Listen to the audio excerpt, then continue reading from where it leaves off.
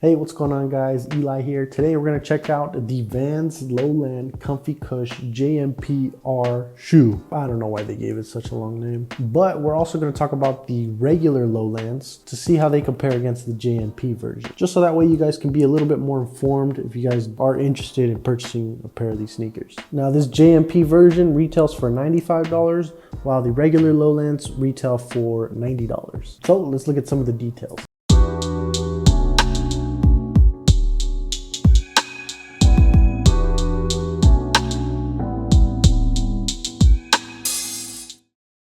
Now, first up, let's talk about the materials. The upper of the sneaker is actually made out of a combination of suede, leather, some synthetics, and textile as well. The lining is also made up of this fake leather that's really thin and unfortunately started already peeling at the heel right here. And it's not just on one pair, it's on both pairs, unfortunately. A brand new pair of sneakers that I bought at the mall, so that's really disappointing. I really feel like they probably should have just made out of a cloth like most sneakers of this type. The midsole is that ComfyCush tech that Vans uses. Vans says that it's a co-molded foam and rubber, and those two are molded together to create the complete midsole and outsole. And Vans actually uses that tech on some of their classic sneakers as well, which is actually really nice because what's the #1 complaint you hear about Vans usually?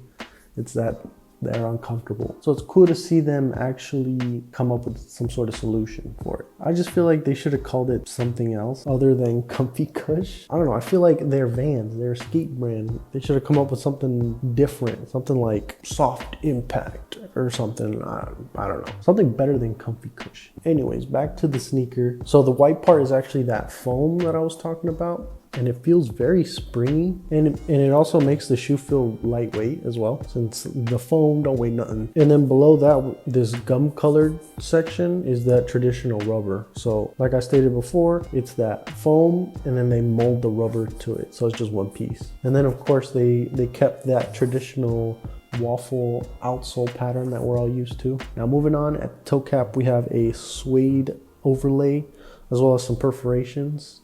And then moving up, we got some flat white laces with a padded canvas tongue. It's got that Vans logo on it, of course. Then moving to the side, we got that V logo. Vans says it's called the Flying V. And they actually did use it on their Serio collection, which it actually has underneath the Vans tag. And basically what that is that it was an attempt by Vans to try to come out with athletic performance sneakers for other things other than skating, like running. They tried their hand at the different sports and they called it the Serio collection. And Vans has brought it back, but more of a lifestyle collection now. So moving on, we also have some more perforation on the side as well as the Lowland deboss on some leather right here, which looks nice. And then we got that tubing on the heel counter. And then at the rear, we have the Vans logo embroidered nicely. Lastly, it does have a insole. It's a blue ortholite foam. It's got some decent thickness to it, so it'll help add to that comfort. Now I want to quickly talk about some of the differences between this version, the JMP version, and the regular Lowlands. The most obvious difference, of course, is the colorways. The regular Lowlands have more of a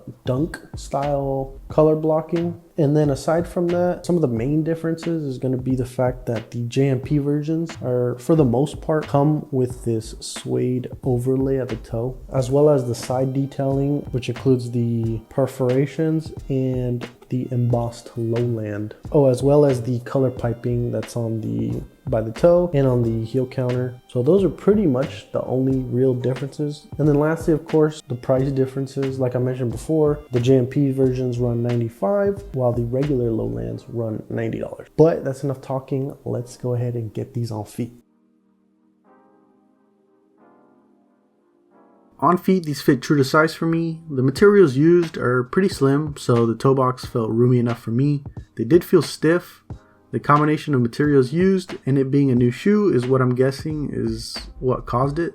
So there's going to be a bit of a break-in period for these. They were comfortable, but it wasn't anything that's like super crazy.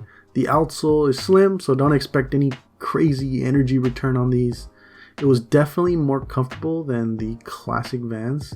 You can definitely walk around all day in these and be fine, which is already a big upgrade from the classic Vans. I like the way they looked on feet more than they did in hand. They have a very sleek design that I could really appreciate on feet. They looked really good. In general, it's very solid on feet. So overall, guys, I do have kind of mixed feelings on these. I was obviously pretty disappointed by the peeling leather on the freaking lining already. The lining should have really been just regular cloth. So the quality control issues, kind of along with that price for me, is kind of the reason why I have mixed feelings on it. I feel like 90 is pretty steep for what they are, but I think nowadays any shoe runs you 90 bucks now, unfortunately. If you're a really big Vans fan, you probably would enjoy these, but for me, I would say probably wait for the sale. Like I mentioned, I do like the sleekness of the shoe. I think it does look nice. Color blocking is nice and it is comfortable. So like I said, I would just wait for the sale. So that's gonna be it for the review, guys. Like, comment, subscribe. Let me know what you guys thought down below, and I'll see you guys in the next one.